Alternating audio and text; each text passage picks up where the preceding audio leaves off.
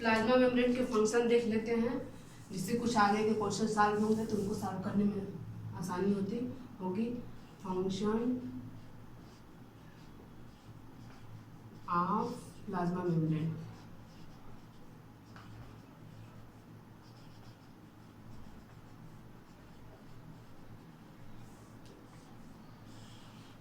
तो plasma membrane का जो फंक्शन है मेन, वो है ट्रांसपोर्ट।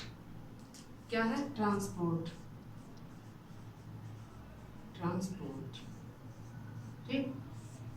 अभी मटेरियल का ट्रांसपोर्ट दो फॉर्म में करते हैं। नंबर 1 पैसिव ट्रांसपोर्ट, और नंबर 2 जो होता है वो एक्टिव ट्रांसपोर्ट होता है। Active transport.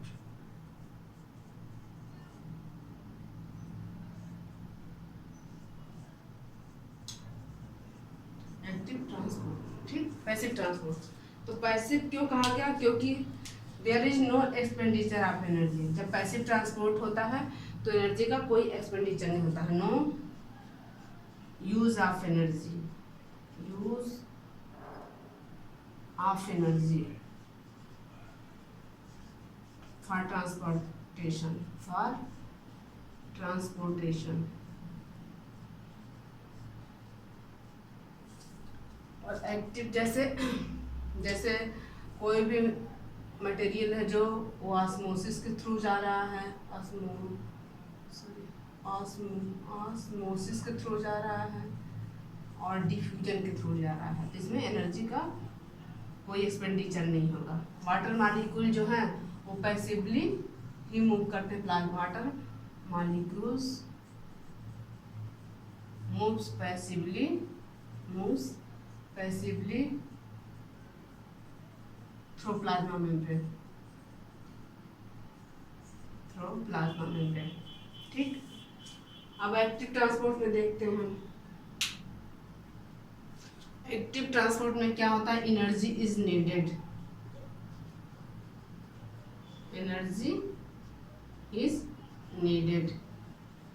और वो एनर्जी आती कहाँ है? This energy comes from ATP. This energy comes from ATP, ATP से एडिनोसिन ट्राइफॉस्फेट, जिसको एनर्जी करेंसी भी कहते हैं। एनर्जी करेंसी, ठीक, इसको एनर्जी करेंसी भी कहते हैं। एटीपी से आती है, ठीक। इसका जैसे किडनी की सेल जो है, सेल्स ऑफ किडनी, एग्जांपल में इसके सेल्स ऑफ किडनी जो है ग्लूकोज, सेल्स ऑफ किडनी जो है reabsorbs glucose, amino acid and vitamins. Kidney की सेल जो है ग्लूकोज, एमिनो एसिड और विटामिन का जो रीअब्जॉर्प्शन करती है ग्लोमेरुलर फिल्ट्रेट से, वो जो है एनर्जी को यूज करके अनकेस्ट कंसंट्रेशन ग्रेडियंट करती हैं। तो cells of kidney reabsorb glucose, amino acid and vitamins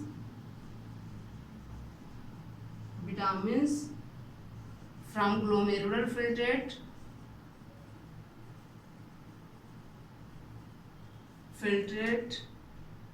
glomerular filtrate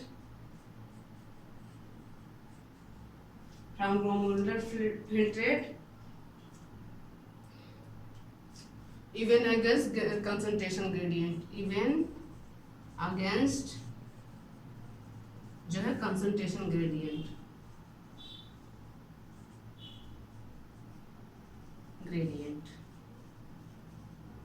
ठीक। तो ट्रांसपोर्ट फंक्शन है प्लाज्मा मेम्ब्रेन के, इसमें पैसिव ट्रांसपोर्ट भी हो सकता है, एक्टिव ट्रांसपोर्ट होता है। पैसिव ट्रांसपोर्ट में जो एनर्जी का जो है एनर्जी यूज नहीं होता है, और एक्टिव में जो एनर्जी यूज होता है जो आता है एटीपी से, जिसको एनर्जी करेंसी आप सभी कहते हैं। एक्टिव ट्रांसपोर्ट का एग्जाम्पल है जो ग्लूकोज, एमिनो एसिड और विटामिन जो है ग्लोमेरुलर फिल्ट्रेट से उसको कंसंट्रेशन ग्रेडियंट के अगेंस्ट भी रीअब्जॉर्ब किया जाता है, ठीक। अब अगला देखते हैं।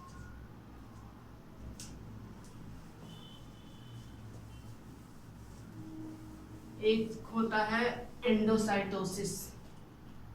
एंडोसाइटोसिस, एंडोसाइटोसिस, ठीक। तो एंडोसाइटोसिस क्या है? Bulk transport of material from plasma membrane is known as endocytosis. यानी कोई भी मटेरियल प्लाज्मा मेम्ब्रेन के थ्रू आ जा रहा है उसको एंडोसाइटोसिस कहते हैं। तो bulk transport of material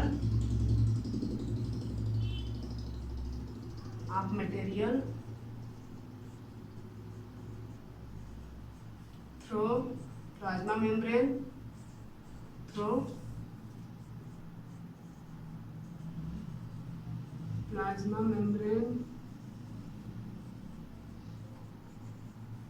is known as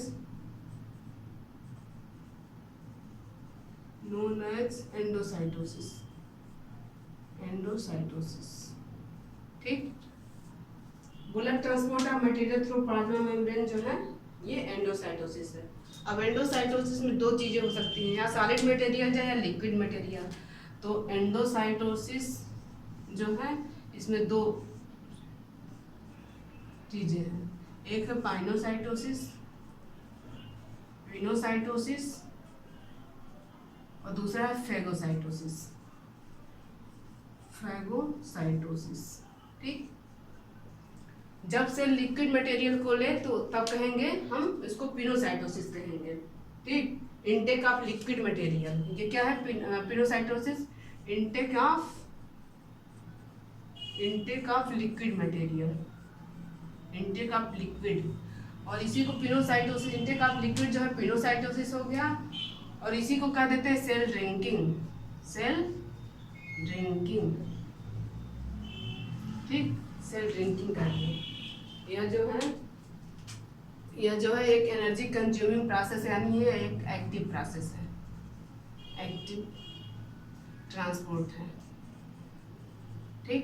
अब दूसरा है फेगोसाइटोसिस। अच्छा, इसमें जो जैसे ये सेल मेम्ब्रेन है, ठीक, आगे क्या होता है, इसमें ऐसे वेसाइकिल बनती है, इसमें लिक्विड आ गया, फिर ये वेसाइकिल टूट जाती है, सेल मेम्ब्रेन फिर रिजनरेट हो जाती है।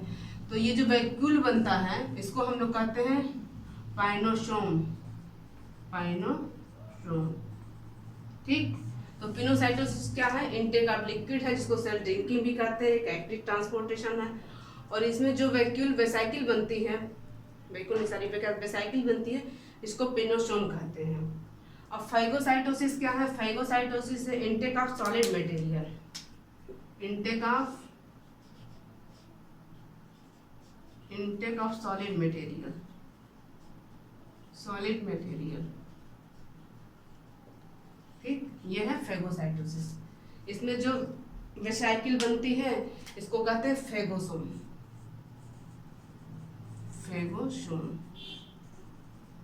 ठीक, फेगोसोम कहते हैं।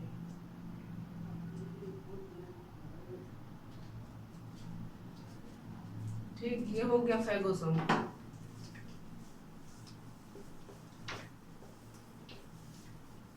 अब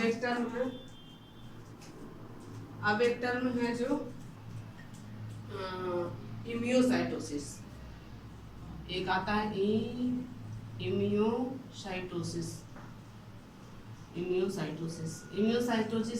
क्या है? इम्यूसाइटोसिस जो है इसको कहते हैं सेल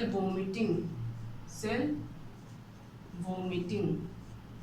यानी सेल से कोई चीज बाहर जा रही है, एक्साइट हो रही है, उसको कहेंगे सेल वोमिटिंग। यानी outflow of liquid from cell is known as emiocytosis. Outflow of liquid, ये है इम्यूसाइटोसिस, जैसे सेल वोमिटिंग भी कहते हैं। ठीक।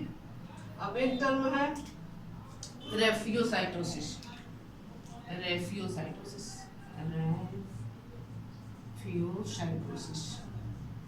ठीक है। रेफियोसाइटोसिस क्या है? रेफियोसाइटोसिस है transport of useful complex material. जब यूजफुल कॉम्प्लेक्स मटेरियल का ट्रांसपोर्टेशन हो तो उस प्रोसेस को कहते हैं रेफ्यूसाइटोसिस। ठीक, transport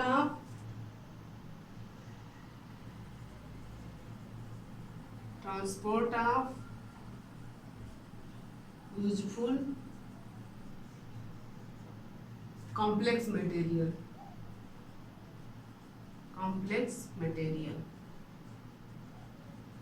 through plasma membrane is known as rhopheocytosis. इसका एग्जांपल क्या है? इसका एग्जांपल जो है ट्रांसपोर्ट ऑफ हीमोग्लोबिन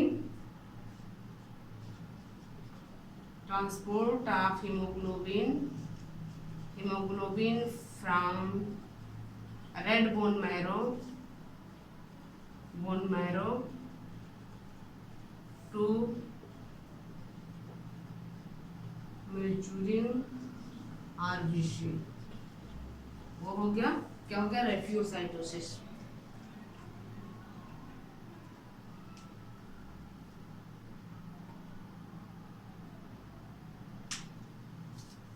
ठीक, अब इसके संबंध में कुछ हम लोग क्वेश्चन सॉल्व कर लेंगे जहाँ ये थ्योरी काम आएगा।